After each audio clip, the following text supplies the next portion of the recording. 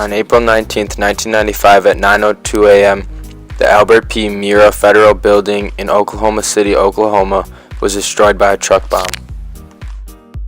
5,000 pounds of ammonium nitrate fertilizer was stored into a Ryder rental truck, causing death to 168 people, while hundreds of others were injured. The man responsible for these atrocities was Timothy McVeigh, a former United States Army soldier, and his accomplice was Terry Nichols, also a former soldier. These two men were a part of a group called right-wing extremists. They believed they could disobey the laws to achieve individual liberties.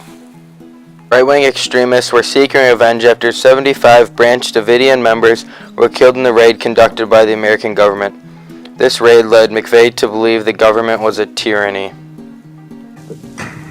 McVeigh would even claim in a letter written to his sister, which was published by the New York Times, that he was actually recruited for black operations, which included smuggling drugs into the United States, as well as assassinations. One may brush this off as the ravings of a madman. However, McVeigh was filmed at the Camp Grafton military facility in North Dakota on August 3, 1993. McVeigh's official records state that he was discharged over a year prior from the Army Reserve in May of 1992. Perhaps even more interesting is that Camp Grafton was specializing in training troops in explosives and demolitions at the time. This event had a major social impact on the United States. It gathered grieving families together and eventually led to the creation of a beautiful memorial located where the building once stood.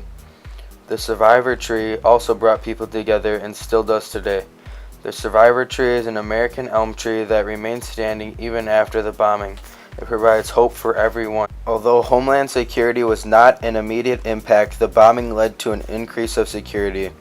This event also led to the passage of the Omnibus Counterterrorism Bill, which tightened regulations regarding foreigners. I'm honored to be here today to represent the American people.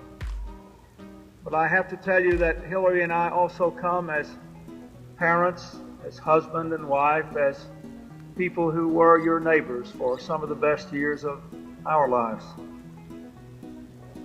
Today our nation joins with you in grief.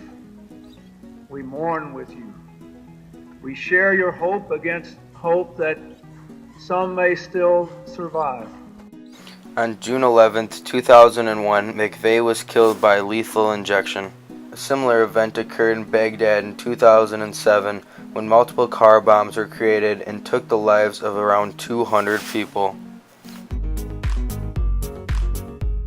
Along with most historical events, people created conspiracies for this specific event. Some believe the bombing was used as a catalyst to pass the Omnibus Counterterrorism Bill, while others believe the details regarding the materials used in the bomb would be unable to produce the damage that was done. To this day, the Oklahoma City bombing is the worst act of domestic terrorism in U.S. history.